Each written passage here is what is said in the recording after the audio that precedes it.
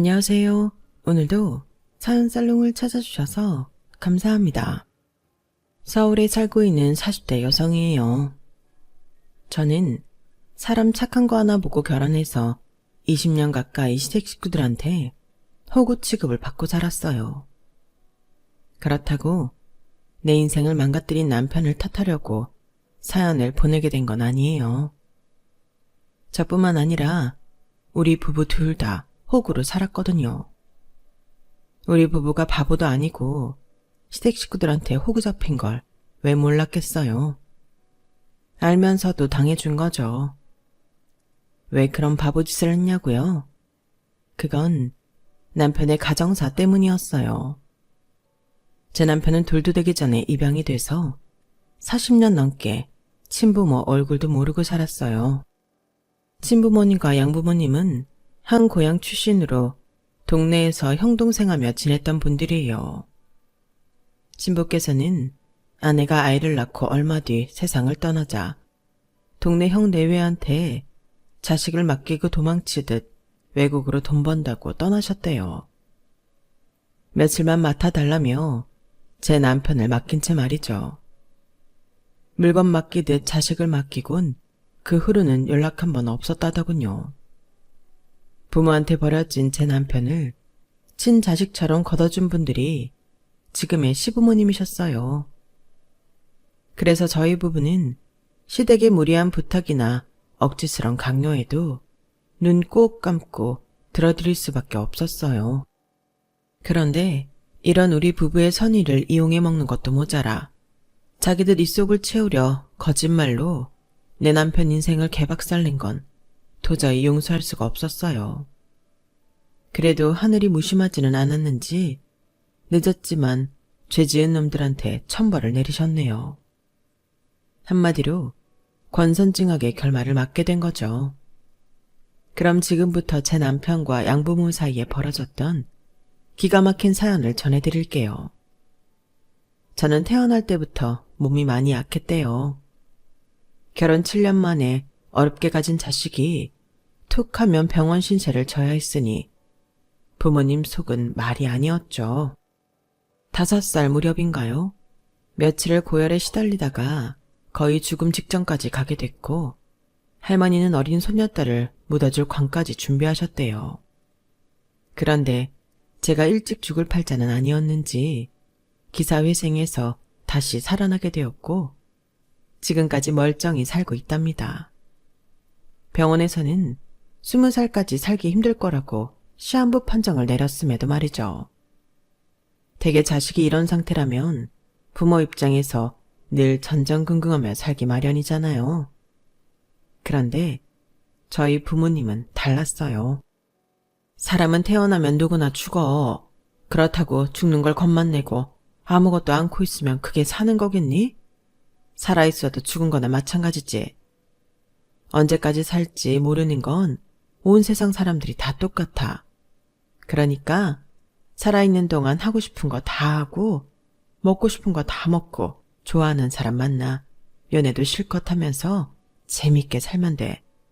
알았지 정은아? 엄마랑 아빠는 우리 딸이 후회 없는 인생을 살았으면 좋겠어. 낙천적인 성향의 부모님 덕분에 제 인생에 죽음의 그림자는 없었어요. 그래서 남들과 똑같이 먹고 자고 놀고 그렇게 지낼 수 있었던 것 같아요. 그렇다고 완벽히 건강하게 살았던 건 아니고 학교 가듯 병원에 자주 가기는 했어요. 그러다가 중학교에 들어가면서부터는 1년에 한두 번 된통 앓는 것 빼고는 멀쩡하게 지낼 수 있었죠. 방과 후 친구들과 떡볶이도 먹으러 다니고 헤어핀이나 자잘한 액세서리도 사고 노래방도 다니고 그랬어요. 그러다가 고등학교 진학을 앞두고는 평소 관심이 있던 헤어 디자이너가 되기로 마음을 먹었죠. 일반적인 부모님들이라면 자식이 대학에 들어가기를 바라셨겠지만 저희 부모님은 제가 좋다는 건 뭐든 응원해 주시는 분들이라서 미용고등학교 진학을 반대하지 않으셨어요. 미용고를 졸업하고 5년 동안 유명 헤어샵에서 일을 배울 때도 부모님은 늘 저를 응원해 주셨죠. 내 이름을 건 헤어샵을 열었을 때는 1호, 2호 손님을 자청해 주시기도 했어요. 시한부 판정을 받은 나이보다 훨씬 더 오래 살고 있는 딸을 그저 고마운 마음으로 바라보셨어요. 저 역시 저희 부모님이 더는 딸내미 걱정 않고 두 분 인생을 즐기며 살아가시길 바랐죠. 그래서 제가 열심히 번 돈으로 여행을 보내드린 건데 그게 마지막 여행이 될 줄 누가 알았겠어요. 신혼여행 이후 두 분이서 여행을 가는 건 처음이라며 엄청 들떠계셨는데 공항으로 가는 길에 교통사고를 당하신 거예요. 그리곤 거짓말처럼 저만 홀로 남겨둔 채 두 분은 세상을 떠나고 마셨죠. 모든 게 제 탓 같았어요. 제가 여행만 보내드리지 않았다면 그런 일은 없었을 것 같았거든요. 한꺼번에 부모님이 돌아가시고 고아가 된 저는 한동안 가게 문을 닫고 폐인처럼 지냈어요. 집안 곳곳에 엄마 손길이 묻어있고 아빠 목소리가 들리는 것 같아서 제 방 밖으로 나가지도 못한 채 침대 위에서 울다 잠들기를 반복하고 있었죠. 나야 어릴 때부터 늘 죽음이 가까웠던 아이라서 언제 죽어도 이상하지 않을 거라 생각하고 있었지만 제 부모님이 먼저 저만 두고 떠나실 줄은 정말 몰랐거든요. 그래서 더 실감이 안 나고 황망했던 것 같아요. 차라리 나도 데려가 주시지 왜 두 분만 간 거냐고 원망도 했고 차라리 나를 데려가지 왜 부모님을 데려갔냐고 하늘에 대고 화를 내기도 했어요. 하지만 그런다고 뭐가 달라지나요? 공허한 메아리일 뿐이죠. 그렇게 살기를 포기한 채 침대에 누워있던 저를 일으켜 세운 건 다름 아닌 남편이었어요. 남편은 저희 가게 손님이었는데 얼굴만 기억할 뿐 그리 가까운 사이는 아니었어요. 그런데 하루는 남편이 제 휴대폰으로 전화를 했더라고요. 솔직히 전화를 받았을 때 남편이 누군지 잘 기억이 안 났어요. 손님이 한둘도 아니고 평소 대화를 많이 나눠본 손님이 아니라서 인상이 떠오르지 않았거든요.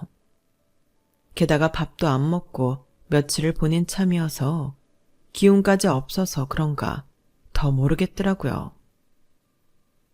벌써 일주일 가깝게 가게 문이 닫혀 있길래 무슨 일 있으신가 해서 전화했어요. 혹시 어디 아프신 건가요? 죄송합니다. 건강이 안 좋아서 가게 문을 못 열 것 같아요. 다른 샵을 찾아주시면 감사하겠습니다. 아니, 저기 어디가 얼마나 아픈 건데요? 약은 먹었어요? 손님, 그건 제가 알아서 할게요. 그럼 전화 끊습니다. 잠시만요. 저 밥은 꼭 챙겨 드세요. 그리고 머리는 가게 문 여실 때 가서 하겠습니다. 그저 손님일 뿐인데 마치 진심으로 제 걱정을 하는 듯한 목소리에 울컥했어요. 이제 부모님도 안 계셔서 나를 걱정해 줄 사람은 없을 거라고 생각했거든요. 나는 자기 얼굴도 제대로 기억 못하는데 이 사람은 왜 이렇게 나한테 친절한 걸까? 의아하면서도 한편으로는 고마웠어요. 내가 그리 솜씨가 뛰어난 헤어 디자이너도 아닌데 왜 꼭 우리 가게에서 머리를 하려는 건지 궁금하기도 했고요. 이런저런 생각을 하다 보니 그간 잊고 있었던 허기가 순식간에 몰려왔어요. 그래서 손에 잡히는 대로 허겁지겁 먹어댔어요.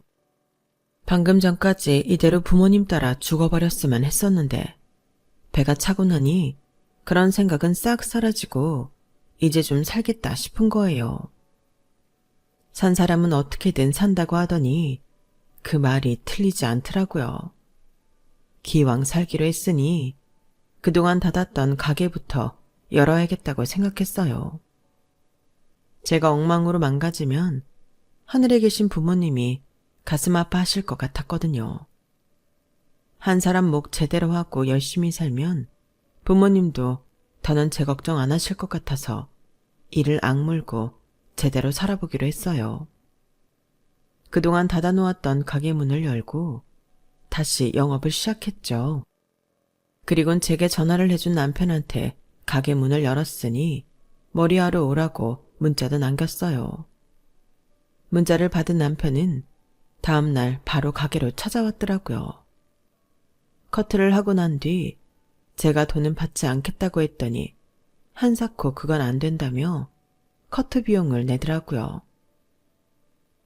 사실 얼마 전에 부모님 상을 당했어요. 제가 번 돈으로 처음 보내드린 여행이었는데 공항 가시는 길에 사고를 당하셨거든요. 몇 날 며칠을 밥도 안 먹고 제 방에 틀어박혀 있었는데 연락 오는 것이 하나도 없더라고요. 나도 그냥 이렇게 부모님 따라갈까 했는데 그때 손님이 전화를 해준 거예요. 그 덕에 지금은 훌훌 털고 다시 가게 문도 열었고요.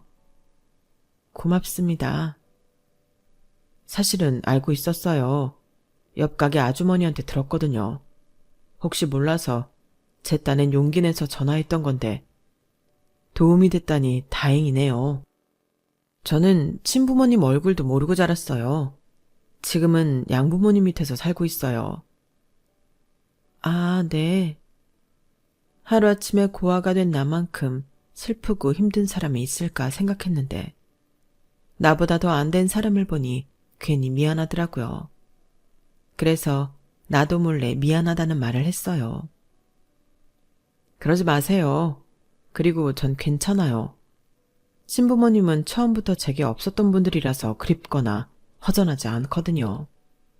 하지만 가끔씩 궁금하기는 해요. 어떤 분들이셨을지. 친부모님에 대한 기억이라도 있다면 좋았을 텐데 하고요. 부모님을 많이 그리워하시는 거 보니까 정은 씨 부모님은 참 좋은 분이셨던가 보네요. 비록 두 분 모두 곁에는 안 계시지만 그동안 살면서 쌓아온 추억은 있잖아요. 사람은 추억만으로도 산다고 하던데 그 기억 가지고 살아가세요. 전화를 받기 전까지는 남편은 수많은 손님들 중 하나일 뿐이었어요. 그런데 이렇게 얘기를 나눠보니 다른 누구보다도 가깝게 느껴지더라고요. 둘 다 부모님이 안 계신다는 공통점이 있어서 그랬는지 아니면 진심으로 저를 위로하는 남편의 착한 마음 때문인지 모르겠지만요. 처음에 어렵지 두 번째부터는 쉽다고 남편과 처음 연락할 때만 해도 괜한 짓 하는 게 아닌가 오만 가지 걱정을 하며 머뭇거렸는데 이후로는 너무도 편하게 문자도 나누고 전화 통화도 하게 되었어요. 그때 남편이 곁에 없었다면 부모님을 잃은 상실감으로 많이 힘들었을 거예요. 그래서 가끔 그런 생각도 했어요. 어쩌면 남편은 제가 혼자 힘들어할까봐 부모님이 제게 보내준 사람이 아닐까 하고요. 왜 그런 말이 있잖아요. 힘들 때 곁을 지켜둔 사람한테는 쉽게 마음을 주게 된다고요. 비록 손님과 헤어샵 주인으로 만난 사이였지만 시간이 지나면서 친구를 넘어 그 이상의 관계로 발전하게 됐어요. 일종의 가족처럼요. 둘이 연애를 시작하고 결혼까지 생각하기는 했지만 어느 순간부터는 이성이라는 느낌보다 가족이라는 느낌이 더 강하게 들었어요. 서로 기댈 곳이 없던 처지라서 그랬는지도 모르겠네요.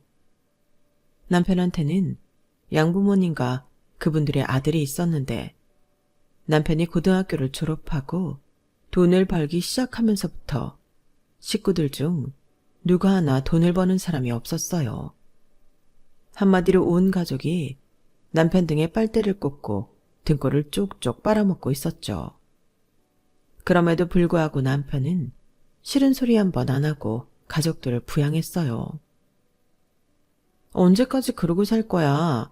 내가 보기에 자기 가족들 정말 이상해. 양부모님도 그렇고 동생도 그렇고 왜 다들 일도 안 하고 자기한테 기대고 살아? 몸이 아픈 거라면 이해를 하겠지만 그런 것도 아니잖아. 집에서 자기 투잡 뛰는 건 알아? 퇴근하고 배달일까지 하는 거 다들 아냐고. 아무리 피 한 방울 안 섞인 사람들이라지만 그래도 수십 년을 한 가족으로 살았으면 그간 쌓은 정이라도 있을 텐데 어떻게 이럴 수가 있냐고. 정말 속상해 죽겠어. 안 그래도 슬슬 일자리 알아보라고 얘기했어. 우리 결혼하면 그때는 생활비 대주기 힘들다고. 그랬더니 뭐래?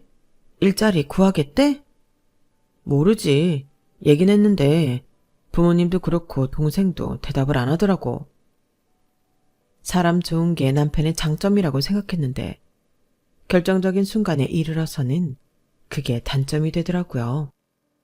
이러니 지금까지 가족들한테 호구 잡혀 산 게 아닌가 하는 생각을 했어요. 사실 처음부터 남편의 양부모님이 제 남편을 부려먹고 살았던 건 아니었어요. 남편이 중학교에 들어가기 전까지는 정말 친자식처럼 키워주셨거든요. 그때는 남편도 자신이 입양하라는 사실을 모르고 있었대요.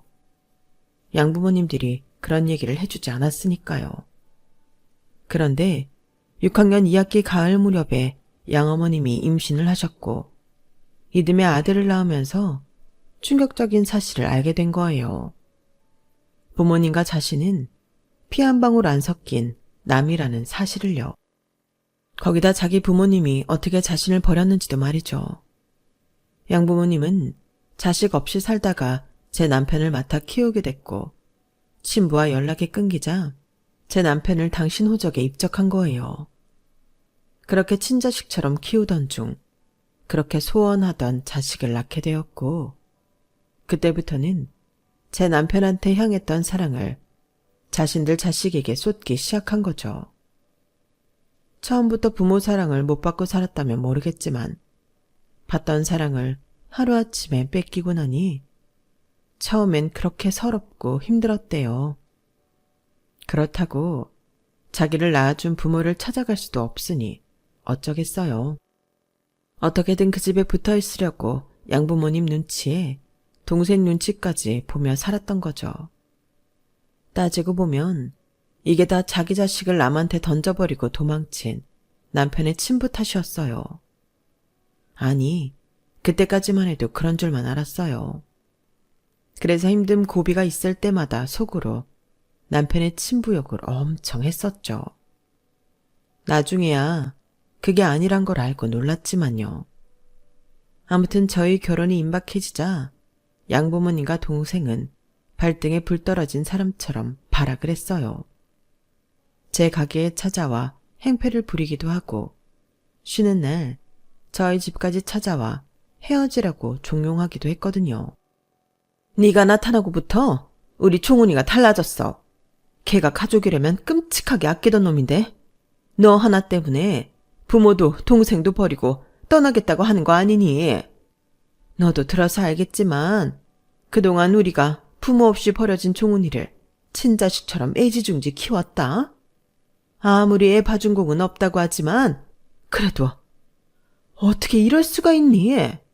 어떻게 여자한테 빠져서 가족까지 버릴 생각을 하냐고. 이게 다 네 탓이다. 너만 없었으면 우리 가정에 이런 일은 없었다고. 그러니 당장 헤어져. 어머님, 이게 왜 제 탓이에요? 자식이 결혼을 하면 주거지뿐만 아니라 경제적으로도 독립을 하는 건 당연한 일이잖아요. 아니, 솔직히 지금까지 그이가 가족들 생계를 혼자 도맡아 하고 살았다는 것 자체가 이상한 거라고요. 그리고요, 결혼한다고 해서 부모님과 동생이랑 연 끊고 살겠다는 거 아니에요. 따로 살 뿐이지 여전히 한 가족이라고요. 그러니 노여움 푸세요. 그럼 네 말은 결혼하고도 생활비는 전처럼 대주겠다는 소린 거니? 그런 거라면 우리도 니들 결혼 반대할 생각은 없다. 그건 안 되죠. 저희도 살아야 하는데 어떻게 생활비를 대드려요? 그러지 마시고 이참에 일자리 구해보세요. 아직 젊으시잖아요. 도련님도 한창 일할 때고요. 아무리 어르고 달래도 결과는 늘 똑같았어요. 생활비를 대주기 전에는 절대 결혼은 안 된다. 이거였죠. 결국 결혼식을 일주일 남기고 극적인 타협을 보기는 했지만 솔직히 저는 그 결과도 마음에 안 들었어요. 좋다. 그럼 우리가 일자리 찾을 때까지만 생활비를 대거라. 그 정도는 할 수 있지? 이 정도면 우리도 많이 양보 아닌 거니까 니들도 이 정도 선에서 만족하도록 해. 남편은 알겠다고 대답을 했고 저는 무사히 결혼식을 치를 수 있었어요. 신혼집은 제가 살고 있는 부모님 집에서 안방 침대만 새로 들여 살기로 했어요. 사실 남편이 그동안 번 돈은 고스란히 시댁 식구들한테 다 들어갔기 때문에 모아놓은 돈이 없었거든요. 자기가 대출을 받아서 결혼자금으로 되겠다고 하길래 그만두라고 했어요. 그게 다 빚이잖아요. 있는 집에서 있는 살림으로 살면 그만인데 뭐하러 은행 이자까지 내며 남의 돈을 빌렸어요. 제가 생각하기엔 이게 합리적인 결정 같았지만 그래도 남편은 마음이 무거웠던가 봐요. 빈몸으로 제 집에 들어와 살면서 월급은 고스란히 자기 식구들 생활비로 들어가야 했으니 왜 안 그렇겠어요? 모르긴 해도 저희 부모님이 살아계셨다면 이런 결혼을 시키지 않았을 거예요. 결혼하고 반년 가까이 지난 시점까지도 시댁 식구들 중 누구 하나 취직을 한 사람은 없었어요. 말로는 일자리를 알아보고 있다고 하는데 그걸 어떻게 믿겠어요? 애초에 언제까지라고 못을 박았어야 했는데 그걸 못한 우리 책임이죠. 그래서 생각도 못해 시동생을 저희 가게로 불렀어요. 소질이 있건 없건 와서 허드렛 일이라도 하면서 용돈벌이라도 하라고요. 어차피 저 혼자 꾸려나가기에는 규모가 있어서 밑에 사람을 둘 생각이었기 때문에 그런 결정을 내린 거죠. 그랬더니 시어머니가 바로 전화를 했지 뭐예요. 너 아주 맹랑한 애구나. 어디서 감히 내 아들한테 그딴 일을 시켜? 내 귀한 아들이 여자들 머리나 잘라주고 있어야겠니? 난 절대 그런 일 못 시킨다. 어머님, 뭔가 착각을 하시는 모양인데요. 저 도련님한테 가위 안 맡겨요. 손님 머리는 오랜 시간 숙련된 헤어 디자이너나 손댈 수 있는 거예요. 제가 도련님한테 하라고 한 일은 손님 머리 만지는 일이 아니라 가게 청소랑 빨래예요. 그 정도는 누구여도 할 수 있는 일이잖아요. 뭐? 청소에 빨래? 이게 정말? 야! 네가 뭔데 내 귀한 아들한테 그딴 거지 같은 일을 시킨다는 거야. 내 아들이 뭐가 부족해서 그딴 일을 하느냐고? 왜요? 청소랑 빨래가 어때서요, 어머님? 우리 그이는요, 결혼 전까지 식구들 먹여 살리느라 직장일 마치고 음식 배달까지 했어요. 그러면서도 단 한 번도 가족들한테 싫은 소리 한 번 안 하고 살았다고요. 제 남편도 그 고생을 하며 살았는데 도련님이 뭐가 대단하다고 이 정도 일도 못한다는 거예요. 저희 가게 일이 하찮다고 생각하신다면 생활비도 받으시면 안 되죠. 제가 이 일에서 번 돈인데 어떻게 그 돈은 받아 쓰세요? 아무튼 도련님이 가게 나와서 일 안 하면 저희도 이번 달부터 생활비 못 드립니다. 어머님이 하시는 말이 하도 괘씸해서 남편과 상의 없이 제 마음대로 질러버렸어요. 그랬더니 어머님이 바로 제 남편한테 전화를 하셨던가 봐요. 몇 분 뒤 남편이 제게 전화를 했더라고요. 그래서 제 생각을 전했죠.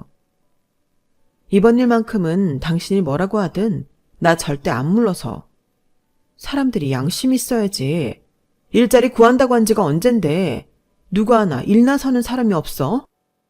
인터넷 구인 시장만 봐도 고깃집 홀서빙이며 숲 피우는 일, 전단지 알바까지 일자리가 차고 넘치는데 왜 자리가 없다는 핑계를 대냐고. 그런 일을 할 생각이 없어서 그런 거야. 평생 당신한테 기대 살 생각으로 그러는 거라고. 솔직히 말해봐. 평생 가족들 뒤치다꺼리 하고 살 거야? 대답해 보라고. 아니라면 이번만큼은 내 말 따라줘. 당신 동생도 사람 구실은 하고 살게 해야지. 당신이 안 된다고 하면 나도 더는 당신이랑 못 살아. 그러니까 당신이 선택해. 제가 이혼이라는 초강수를 두자 결국 남편은 제 뜻을 따라주었어요.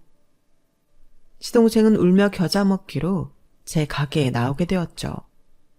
그런데 세상에, 아무리 일머리가 없다고 해도 그렇지 어쩜 이렇게 머리가 안 좋은 건지. 머리카락이 잔뜩 떨어져 있는 바닥에 빗자루질도 않고 물고래를 들고 와서는 닦고 있는 거예요. 그것도 하기 싫은 티 팍팍 내며 설렁설렁 물칠만 하는데 정말 속이 터지더라고요. 손님들 앞이라 큰 소리도 못 내고 빗자루질 시범까지 보여가며 일을 가르쳤네요. 빨래만 해도 그래요. 펌을 한 수건은 약물이 묻어 있으니까 먼저 몇 번 헹궈준 다음에 수건 코스로 돌리라고 그렇게 말을 했는데도 처음부터 죄다 때려놓곤 급속 코스로 돌린 거예요. 다 빠른 수건에서 파마약 냄새가 그대로 나는데도 그대로 건조대에 널었더라고요. 널어놓은 꼴도 미친년 치맛자락처럼 한 대 엉켜서 치렁치렁하게 말이죠. 진짜 매일 매 순간 가슴에 참을린을 수없이 써가며 일을 가르쳤어요. 이 정도면 월급을 줄 게 아니라 제가 강습료를 받아야 할 판이었지만 그래도 그만두라는 말은 하지 않았어요. 돈을 버는 게 힘들다는 걸 알게 해주고 싶었거든요. 시동생이 저희 가게에서 일하고 한 달이 됐을 때 시댁에 매달 드리는 생활비에서 시동생 월급만큼을 빼고 드렸어요. 그랬더니 어머님이 가게로 찾아오셨더라고요. 얘, 너 어떻게 된 거니? 이번 달 생활비가 왜 이렇게 모자라? 아, 그거요. 뺀 액수만큼 도련님한테 월급으로 줬잖아요. 이제 도련님도 돈을 버니까 스스로 생활비를 대야죠. 뭐? 아니 그런 게 어딨어? 내 아들이 한 달 내내 뼈 빠지게 고생해서 번 돈을 생활비로 쓰라고? 난 그렇게는 못한다. 그러니 덜 보낸 돈 당장 내놓거라. 그건 안 되죠. 애초에 생활비는 그 돈을 쓰는 사람이 버는 게 맞는 거잖아요. 그리고 어머님, 아들이 번 돈 쓰는 게 그렇게 가슴 아프세요? 그럼 큰아들이 버는 돈은 그동안 어떻게 쓰셨어요? 말로는 제 남편 보고 아들이라고 하시면서 돈 쓸 때는 도련님만 아들이었던 거예요. 그러시면 안 되죠, 어머님. 그날 역시 시어머니와 저는 날을 세워가며 말다툼을 벌였고 결과는 제 승리였어요. 돈 때문에 생긴 싸움에서 돈줄 쥔 사람이 이기는 건 당연한 거 아니겠어요? 그런데 월급 받은 지 하루 만에 시동생이 그 돈을 다 써버렸더라고요. 한정판 운동화도 사고 게임 아이템도 샀다나요? 진짜 생각이 없는 인간이다 싶더라고요. 그래도 어쩌겠어요. 저는 한 푼도 더 못 주겠다고 하니 어머님은 빈손으로 돌아갈 밖에요. 그런데 글쎄 저 모르게 어머님이 남편한테 기어이 부족한 돈을 받아갔지 뭐예요. 그걸 알게 된 건 어머님과 다툼이 있고 얼마 지나지 않았을 때였어요. 남편이 퇴근 시간이 됐는데도 집에 가게로 안 오길래 전화를 했더니 결혼 전에 하던 배달 일을 다시 하고 있더라고요. 부족한 생활비만큼 어머님한테 보태드리느라 현금 서비스를 받아서 그 돈을 채우겠다고 투잡을 뛰고 있었던 거예요. 이 답답한 남자 때문에 정말 속에서 천불이 나더라고요. 자기가 이러면 제가 어머님이랑 싸워가며 협상을 한 보람이 없는 거잖아요. 다음 달부터는 경민이가 월급 집에 갖다 준다고 했으니까 이번 달만 이해해줘. 당신이 뭘 걱정하지는 알고 있는데 그래도 자식 입장에서 부모님을 굶고 살게 할 수는 없잖아. 미안해 여보. 그 사람들은 자기를 자식으로도 생각 않는데도 자식의 도리를 지키려는 남편을 보니 안 됐고 불쌍했어요. 그래서 더더욱 이런 사람의 진심을 몰라주는 시댁 식구들이 진저리치게 밉고 싫더라고요. 그러니 어쩌겠어요. 가여운 내 남편을 위해서 내가 못된 년이 되는 수밖에요. 그래서 이후로는 시동생 월급을 생활비에 포함해서 어머님께 직접 드렸어요. 그 돈으로 지지고 볶든 말든 그건 자기들 안에서 해결하라고요. 그리고 이 상태로는 언제까지고 직장을 구할 생각을 안 하실 것 같아서 연말까지만 생활비를 보조해드리겠다고 못을 박았어요. 당연히 시댁 식구들의 반발도 심했고 태어나서 처음으로 온갖 쌍욕도 들었지만 그래도 꿋꿋하게 제 뜻을 밀고 나갔더니 연말 무렵 아버님이 아파트 경비 일을 시작하시더라고요. 그렇게 저희 부부는 시댁 식구들 생활비로부터 해방될 수 있었어요. 그런데 이게 끝이 아니더라고요. 시댁에서는 수시로 임플란트를 해야 한다고 손을 벌리고 어머님이 눈밑 지방 재배치 시술을 받아야 한다고 돈을 뜯어가고 하다 집에 세탁기가 망가졌다고 바꿔달라는 전화까지 하더라고요. 그뿐인가요? 아버님은 몸이 조금만 아파도 일 못하겠다고 나달빠지고 시어머니는 무슨 보험이랑 개를 그렇게 드는지 매달 돈 꺼달라고 전화하기 일쑤였어요. 우리가 자기들 지갑도 아닌데 어쩜 그렇게 철저하게 써먹으려 드는 건지 정말 어떤 면에선 대단하다는 생각이 들 정도였어요. 그렇게 시댁 식구들한테 호구 잡힌 생활을 하면서도 단칼에 끊어내지 못했던 건 앞서 말씀드린 것처럼 제 남편의 처지 때문이었어요. 갈 곳 없던 제 남편을 그래도 키워준 분들이라서 속으로 욕을 하면서도 해드릴 수 있는 선에서는 해드릴 수밖에 없었어요. 그런데 그런 호구짓이 생각지 못한 순간 끝을 맺게 될 줄 누가 알았겠어요. 발단은 시동생의 말실수였어요. 가게 일이 조금 익숙해지자 손님들 드라이를 맡기기 시작했는데 시동생이 의외로 아주머니들과 대화가 잘 통하더라고요. 아주머니들이 며느리 흉보고 며느리 욕을 할 때면 옆에서 장난도 잘 맞추고 손님들 기분 좋은 말도 정말 잘했어요. 그러다 그 말이 나오고 말았죠. 아우, 이 총각 말 참 이쁘게 하네. 나한테 딸이 있었으면 당장 사위 삼는 건데 아쉽다 정말. 우리 집 아들놈들은 엄마 위할 줄을 아나. 엄마한테 용돈을 줄 줄 아나. 정말 아무짝에도 필요 없어. 총각 어머님은 얼마나 좋으시겠어. 헤이, 저희 부모님한테는 저 말고 효자가 따로 있어요. 여기까지 들었을 땐 시동생이 제 남편 얘기를 하는 줄 알았어요. 그런데 일명 운해 갚은 까치라고 미국에서 돈 벌어다 주는 사람이 하나 있거든요.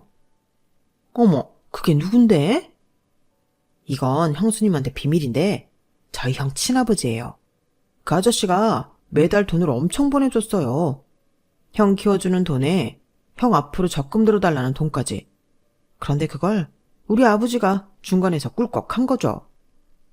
아니, 그건 좀 그렇다. 남의 자식 돈으로 그러면 안 되지. 그 아버지가 얼마나 속상했겠어. 너무했다. 에이, 호적상으론 형이 우리 아버지 아들로 돼 있는데 뭐가 너무해요. 그리고 그 돈으로 IMF 때 돈놀이에서 엄청 불려줬는데 지금 사는 집도 그 돈으로 산 거잖아요. 그 집은 형 명의로 해줬고 비쳤어요. 그걸 왜 형 앞으로 해줘요. 우리 아버지 돌아가시면 내가 물려받을 건데. 제가 샴푸실에 있다는 걸 몰랐던 시동생은 신나게 떠들어댔어요.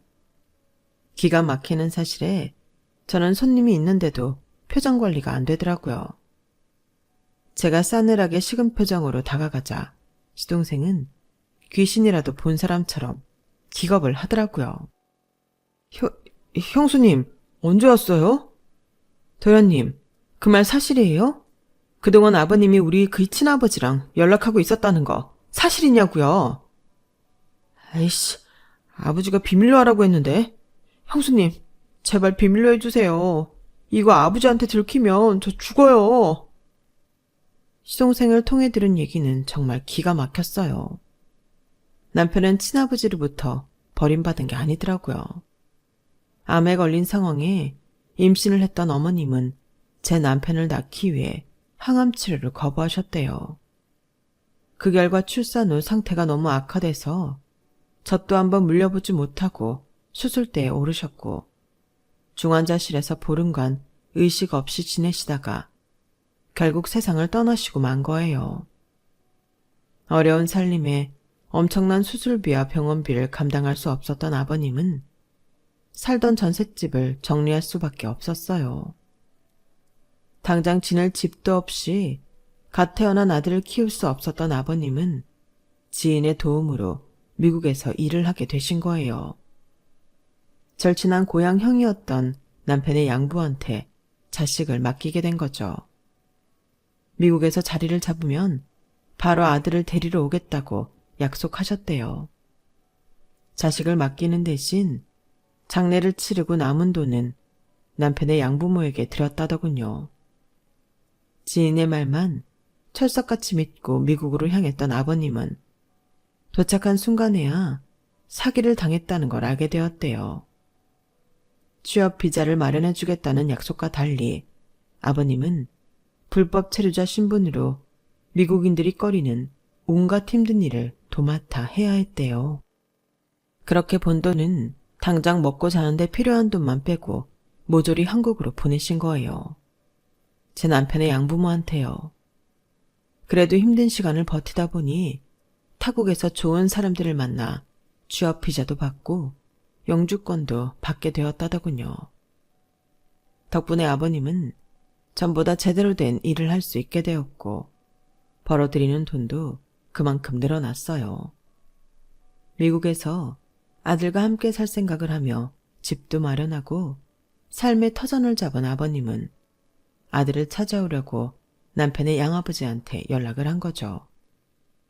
그동안 제 남편 앞으로 적금을 들어달라고 보내준 돈으로 돈놀이를 해서 집도 사고 살만해졌던 양아버지는 집과 돈을 뺏길 게 겁이 나 남편의 친아버지와 연락을 끊어버렸어요. 남편의 친아버지가 한국에 들어온다고 해도 이미 이사까지 한 상황이라 자신들을 찾기 힘들 거라는 걸 알았으니까요. 게다가 제 남편의 출생신고를 하면서 자신의 호적에 올려놨기 때문에 자식조차 뺏기지 않을 거라 생각했던 거죠. 그때까지만 해도 남편의 양부모님한테는 친자식이 없었으니까요. 시댁 식구들은 이런 기가 막힌 사정을 그동안 제 남편한테 속이고 살았던 거예요.